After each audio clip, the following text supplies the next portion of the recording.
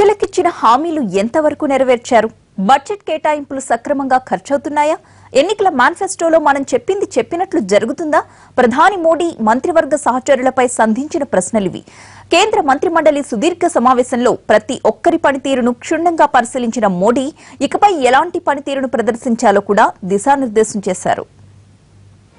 NDA కూటమి అధికారంలోకి వచ్చిన తర్వాత ఇంత సుదీర్ఘంగా మంత్రిమండలి సమావేశం ఎప్పుడూ జరగలేదు.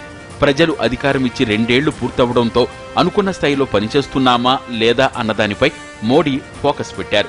మంత్రిత్వ శాఖల వారీగా ఎవరి పనితనం ఎలా ఉందన్న దానిపై రివ్యూ చేశారు. మంత్రిమండలిలోని ప్రతి ఒక్కరి నుంచే ప్రోగ్రెస్ రిపోర్టు తీసుకున్నారు. 2014 జూన్ నుంచి ఇప్పటి వరకు కేంద్ర బడ్జెట్లో కేటాయించిన నిధులు ఎక్కడ ఎలా ఖర్చయ్యాయో ఆరా తీశారు. అధికారులు ఇచ్చిన రిపోర్టులతో సరిచూసుకున్నారు.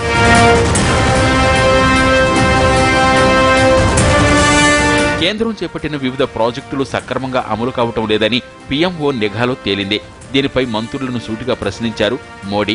అమలులో ఆలస్యాన్ని తగ్గిస్తే సంక్షేమ పథకాలు పేదలకు త్వరగా చేరతాయని, ఆ దిశగా దృష్టి పెట్టాలని మంత్రులకు స్పష్టం చేశారు మోడీ. ఎన్నికల మేనిఫెస్టోలో ఇచ్చిన హామీలు ఎంతవరకు అమలవుతున్నాయో మంత్రులు రివ్యూ చేసుకోవాలని సూచించారు. అవసరమైతే మేనిఫెస్టో పత్రాలను తిరగేయాలని సూచించారు. ఆర్థిక సంవత్సరాల వారీగా ఎప్పటి టార్గెట్స్ ను అప్పుడు పూర్తి చేయాలని స్పష్టం చేశారు.